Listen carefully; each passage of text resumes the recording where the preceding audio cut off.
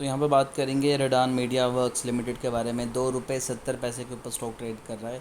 तकरीबन 4% की तेज़ी आज भी दिखाई दे रही है। पिछले 5 दिनों में 18% के रिटर्न, एक मंथ में 70% की तेज़ी, पिछले 6 मंथ में बात की जाए तो 80% की तेज़ी है, जिसमें स्टॉक ने बहुत स्मूथ एक जोन को बनाते हुए ट्रेड करना शुरू किया। पिछले एक साल में 55% की तेज़ी है और मैक्स चार्ट आप यहाँ पर देख सकते हैं कि रेड में है। किसी भी शेयर में अगर हम इन्वेस्टमेंट करते हैं तो हमारा पहला रूल तो ये है कि उसका मैक्स चार्ट यहाँ पर ग्रीन में होना चाहिए, बट यहाँ पर वो चीज़ें ही फुलफ़िल नहीं हो रही।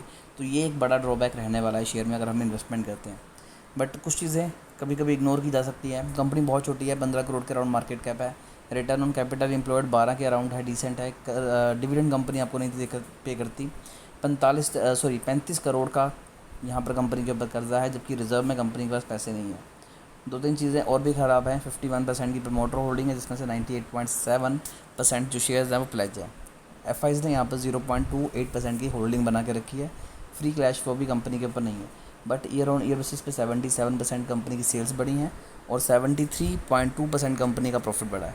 अगर हम यहाँ पर देखें तो चीज़ें क्लियर हैं कि स्टॉक में धीरे धीरे आपको बीच में वॉल्यूम बढ़ता हुआ नज़र आएगा, और जब भी वॉल्यूम बढ़ता है तो एकदम से स्टॉक में जंप आता है। स्टॉक का जो लो बनाया स्टॉक ने तकरीबन आप देख सकते हैं कि यहाँ पर बनाया था, वो था 50 पैसे के अराउंड, 50 पैसे 1 रुपये के अराउंड। और जो हाई स्टॉक ने बनाया वो आप देख सकते हैं कि 3 रुपये के अराउंड। और अगर मैं थोड़ा सा नीचे आता हूँ तो काफ़ी ज़्यादा चीज़ें आपको बदलती हुई भी नज़र आएंगी।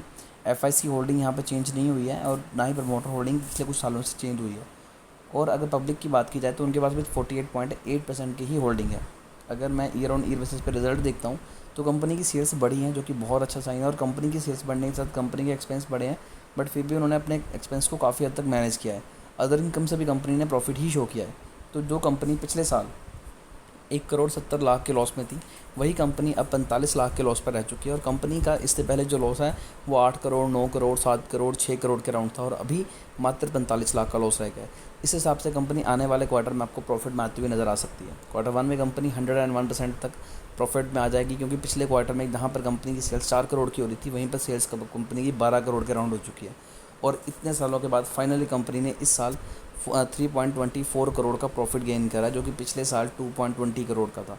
तो ईयर ऑन ईयर बेसिस पे भी कंपनी प्रॉफिट में है। और अगर पिछले क्वार्टर से कंपेयर करें तो पिछले क्वार्टर में कंपनी 1 करोड़ के लॉस में थी।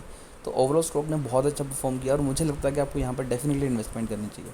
फिर भी शेयर को लेकर अगर आपकी कोई भी क्वेरी है तो कमेंट कीजिए, हमारी कोशिश होगी कि आपको एक अच्छी एडवाइस दें।